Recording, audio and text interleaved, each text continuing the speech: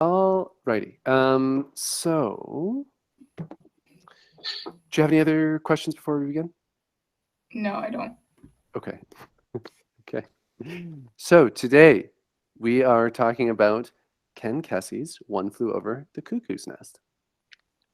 Um, Before we begin, tell me everything you knew about this book going into it. Why did you want to choose it? Why did you agree to it? Oh, okay. Well, it was about some like mental hospital, right? Yeah. Like yeah, so that was kind of interesting. Although after reading like the first like 3 chapters, may or may not like regret this decision, but I don't know. Regret it? Why?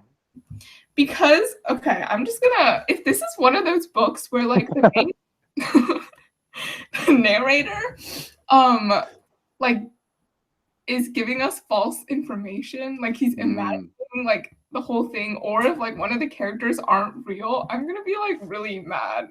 Right. What type of narrator do we call that when they're giving us false information or like biased, untrue information? There's a name for that? Yeah, and have we read any? I don't think we've read any Edgar Allan Poe, or maybe we did with that previous class a long Oh, time ago. I mean, I've read it before. Sure. Like I had to read it for school. An unreliable narrator, Uh-huh. which No, is, I had to read Edgar Allan Poe for school. oh, perfect. Okay, what did you read for school? We read like the heart one, like Telltale Heart. oh yeah, and Yeah. then also the one like the tuberculosis one, Yes, I do know like some prince or something like the that. Red Death or the Red Mask, I Oh think it's yeah, called. that Or yeah, right. one. Okay. Um, so Poe is famous for pioneering, maybe not inventing, but pioneering this idea called an unreliable narrator, where the narrator is lying to us and deceiving, or either intentionally or unintentionally lying to us and deceiving us and kind of warping our perspective. Where else in the books that we've studied have we seen an unreliable narrator to a certain extent? Macbeth. Yes, excellent. Who in Macbeth? Macbeth. Yeah, and Lady Macbeth? yeah, I would agree. And then who else? Oh, there's a whole bunch now that I think of it actually. Who Like else? Othello and Iago. Right. I would say, yeah, particularly Iago. How would Iago be an unreliable narrator? Um, because he's like because his words kind of have double meaning to it. Right. Yeah. Yeah. And sometimes Yeah. misled. Yes. Right. Yeah. Iago's a great example of an unreliable narrator. And then Macbeth, Lady Macbeth, all three of these people are excellent examples because there's a subtle difference between like an unreliable narrator and a narrator who lies to you outright. Um, for example, in Edgar Allan Poe, whether it's The Telltale Heart or The Red Mask, um, these people don't, these characters don't know they're lying to you, or rather, they would never say that they are lying to you, that they're giving you their version of reality. The difference, however, is that their version of reality is severely warped, either by, like in Edgar Allan Poe's case, or character's case, madness, or in Lady Macbeth case, like ambition and so forth. That it's not that they're describing a world that doesn't exist, but they're describing a world that is very different from the one that we exist in, a reality that's different. Okay, so you're worried that the narrator of One Flew Over the Cuckoo's Nest is unreliable, are you saying? Yeah. Why would that be a disappointment? Because it's like, what's the point of reading a whole book just to realize all the characters were fake, you know? Right. That's fair enough. That is fair enough. It's kind of like when you read a book and then at the end it goes, but it was all a dream. Exactly. You Yeah, just feel like you wasted your time. sure. When you've read like Edgar Allan Poe or Shakespeare in the past, and it's been an unreliable narrator, have you felt like you've wasted your time? Well, I don't think that like the books where there's like it's not necessarily an unreliable narrator. Like I think the narrators in like Shakespeare and like Edgar Allan Poe are like different from kind of what I'm thinking of. Mm-hmm. But, like they do count as unreliable narrators. Right. I do see what you mean with this particular story, that there is a concern that we as readers are going to get very invested in this story, and that it will all turn out to be not just inexact, but like completely within someone's head that has no meaning in the real world, or it has no meaning in the world. Yeah, like yeah. Sorry, go ahead. No, I was gonna say, but hopefully it's not just because it's like too obvious, because the main character is in a mental hospital. So, but all the other ones are like the way the author writes it, you wouldn't think it's that way until like at the end. Like that's when you feel like you're like you just wasted your time. Right. Because you were so engaged in the story, and then the author tells you that like, oh, it's usually when the narrator has like had like some traumatic accident and like something happened to them, and they like, oh, there's a character like their sister or like their best friend or something like that is like helping them through it all, except at the end you realize their sister or friend was the one that died in the accident, and they're just pretending they're still alive to cope with it. They've been dead for 10 years. Yeah, excellent. I know exactly. I do know exactly what you're talking about. Okay, so on that note, the narrator of this story, Chief Broom, as he is affectionately called, we're never, or at least thus far, because are you 50 pages in, or how far are you in? Are you 26? 26? Okay. At this point in the story, we've never, oh yes, right, been explicitly told why he's in the mental institution. But we're kind of given hints throughout, like his own internal dialogue, his own narration, which is the narration of the book, gives us hints as to why he's in there. How would you characterize why he's in there? Oh, I mean, I feel like someone might have like tried to get like put them in there. Like he was kind of like, he obviously doesn't want to be there, right? Like I feel like other people believe that he should be in there or something like that. Like it's not like he actually needs to be in there, but either like someone else wanted him to do it, so they like planned this whole thing, or like other people think that he should be someone in there. Like Sure. And right now, are you talking about Chief Broom or Patrick McMurphy?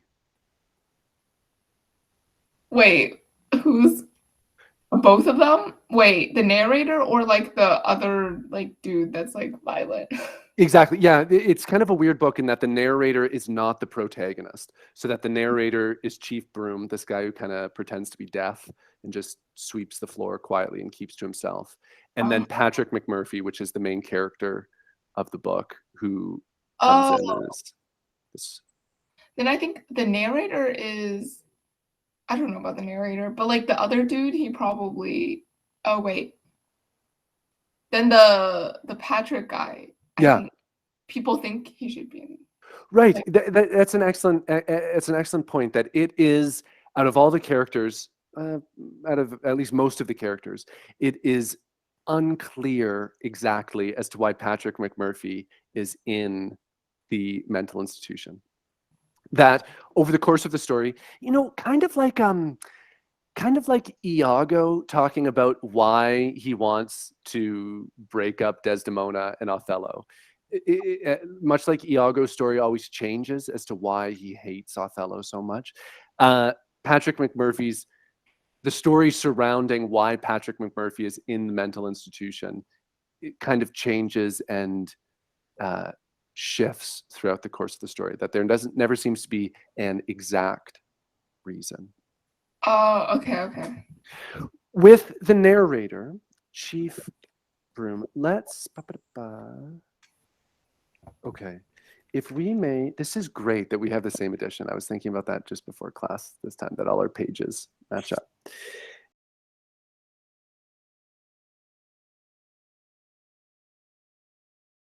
If we can look at, page, just at the end of chapter 1, if we may look at page 7. Mm-hmm.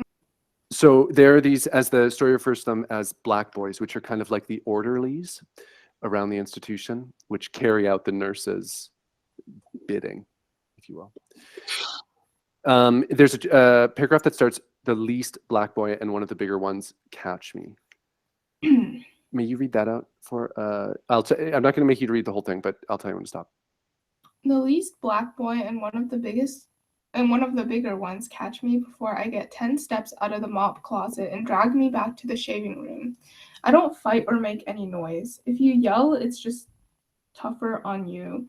I hold back the yelling. I hold back till they get to my temples.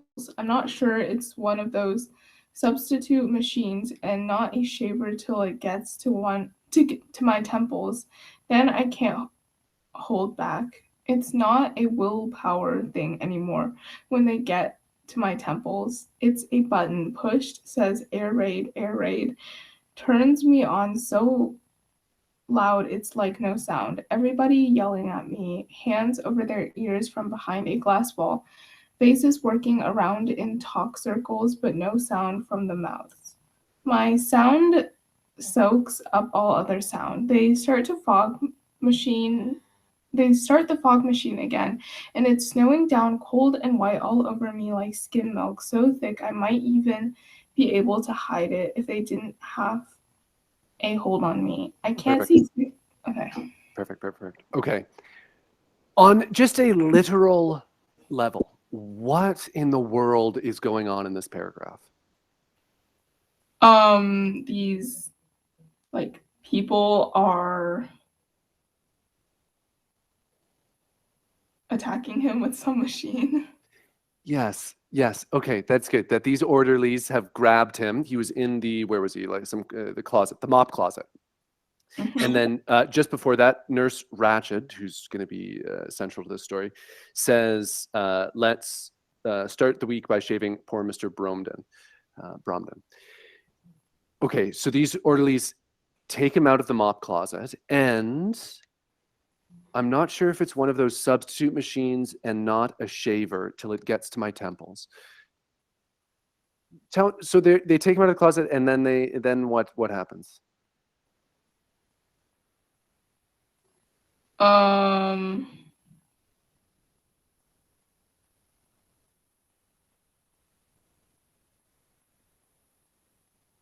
have. Wait, so it is. Wait. What are they even doing? Yeah, no, that's fair. It is.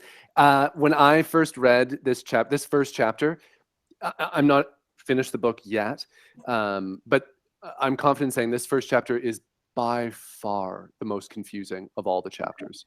After this chapter, it really. Oh, yeah, you didn't ask me what I thought of this book, like, but I was gonna say, like, I am very confused. I don't know what's going on at all, and like it's hard to read just because it's so like random, and it's also written in kind of like an accent. Right. So, yeah. Okay, that is fair enough. The confusion, I am somewhat confident in saying, will lessen as we move through the book. Mm-hmm. And then it becomes much clearer as to what the conflict and the plot and the characters are like. Mm-hmm. The main point of confusion in this book arises from the fact that it's being narrated by this guy named Chief Broom, or Mr. Bromden is his actual name. He is living in a mental institution. So it's being narrated by someone who does not have necessarily the same connection with reality that we do. Which may or may not be a problem. Yes, exactly. Yeah. So like the confusion of this paragraph in particular that we're looking at arises from the fact that how Chief Broom views the world is very, like on a fundamental level, is very different from how we ourselves view the world. So from Chief Broom's perspective, which is what we get in this paragraph and for all of the book, what is happening? Well, it says like the machine that's like coming at him is like a shaver, so he's being like skinned or something. Right.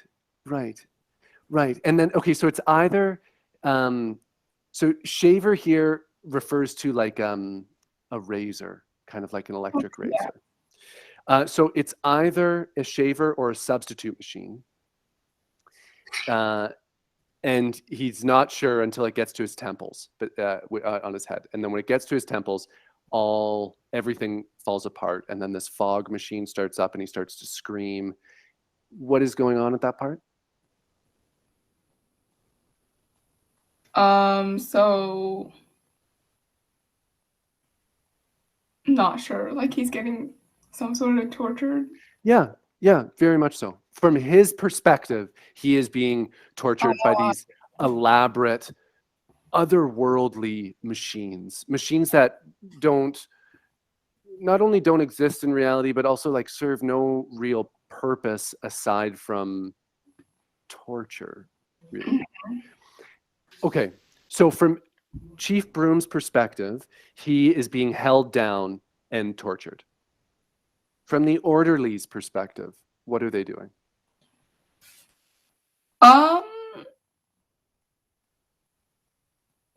Does it say? Yes. Yeah.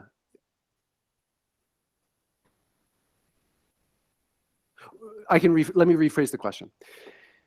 Okay, so Chief Broom is saying, like, I'm not sure if it's a shaver or this substitute machine, whatever that is. So, and then it gets to his temples and he realizes it's a substitute machine, which is when he goes crazy. However, if we agree with the fact that it's not a substitute machine, whatever that is, what does that therefore mean that it is? Wait, the substitute machine is like worse than the shaver? Right. Yes. Yeah. Okay. From the orderly's perspective, they're just shaving him. Like that's all that they're doing in this scene. And then from his perspective, it's this like immense psychological torture that they're inflicting on him, complete with a substitute machine, this fog machine, which will come back again throughout. Right. Yeah. Okay. Does that make sense? Yeah, it makes sense. The really important part that I want to convey to you is that throughout the narrative, there will be interruptions where Chief Broom kind of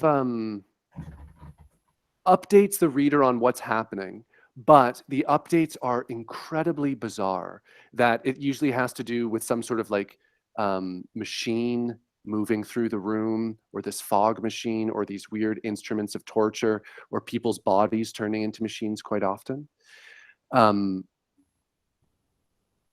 We as readers, I would argue, are supposed to know that that's not actually what's happening, yet at the same time, it's not any less real for Chief Broom. Does that make sense? Yeah. In that sense, what's going on in the book could be called like a dual narration, or maybe dramatic irony as well. That we see the world through Chief Broom's eyes, but we also see the world through our own eyes. In that, yeah. Yeah. We see the world through his eyes, but we also see the world better, clearer than he does, that we know what's going on. Okay. Does that clear up some of the confusion? Wait, is that why you wanted me to read this passage? Yes. Yeah. Just to be like, oh, like, yeah, just to say what you just said. Yeah, exactly. Okay. Exactly. This will be a reoccurring theme throughout the book. These machines, people turning into machines, these machines coming out of the walls, and in particular, this fog machine as well, like or not necessarily the machine itself, but this fog that kind of envelops the room and that you can't move through and can't think through and all these things. Okay, and so what is the substitute machine actually supposed to be? Oh, I have no idea. Oh. Okay.